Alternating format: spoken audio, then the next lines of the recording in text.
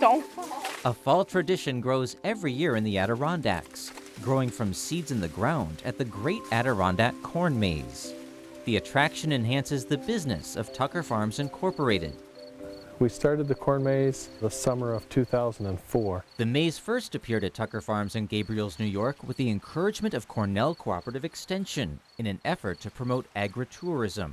My two older brothers went to Schuylerville to see a corn maze, see how it was done, and then they came back and we've been doing corn mazes ever since. Tucker Farms Vice President Tom Tucker helps create and maintain the 8-acre labyrinth. He says how long you spend in the maze may depend on your age. Little kids can do the maze, like a 4-year-old can do the maze in probably about an hour. Adults, usually it takes an hour and a half or more, because a little kid, when they come to an intersection, will just take a path, and then an adult will try to figure out where they are in the maze, try to figure out where it is in perspective to their map. And it takes them much longer when you're thinking about what you're doing. It can take anywhere from 40 minutes to 2 hours. It's really fun to see what happens to you in the corn maze. Each autumn, thousands of people navigate their way through the maze. Where are you? Hi. All right, I found you. We have to worry about getting lost ourselves, but not losing the kids. Can we cut through? The kids, I haven't found them yet. The wife is enjoying it. It can be a little disorienting, but it's a fun adventure, not knowing where you're going to come out, finding the different things within the maze. The corn maze up here is really thick. The corn is definitely high enough. I love the corn because it's taller than me and it hides me. Tom Tucker and his brother Stephen say their farm operation takes its potato crop pretty seriously. And the corn maze offers a fun activity that brings an income in the fall. This is the slow season for us. There's a long span of no income for the farm. In that 8 acres, we can make a lot more than 8 acres of potatoes or anything else that we plant there. And it's hard to believe we can charge people to walk through our field. Tucker says since the first corn maze, he's seen the farm grow from a private family operation to a public tourist attraction. When we first started doing the ag tourism, it was a huge, unique challenge for me.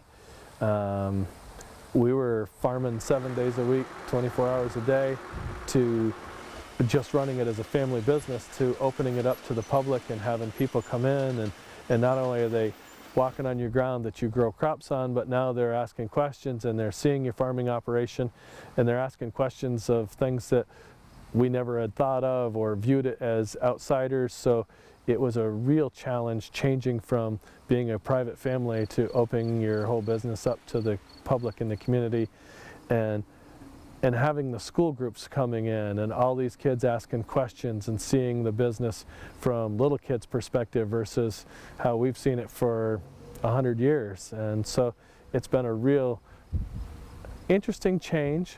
Change is good. Sometimes it's awkward, and I know the first few years were definitely stumbling blocks.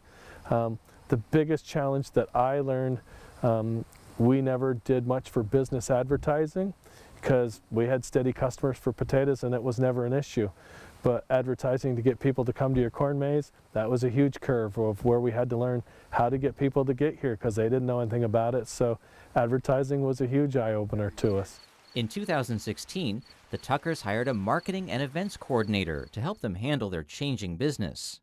What we're working on is trying to diversify a little bit more, selling some events, like the space for events, for weddings, for retirement parties, birthday parties, just trying to build on that, and then maybe having more of a market inside and getting more people here and educate more people on what it's like to run a farm. A visit to the Tuckers farm can include a journey through the labyrinth and an educational journey as well.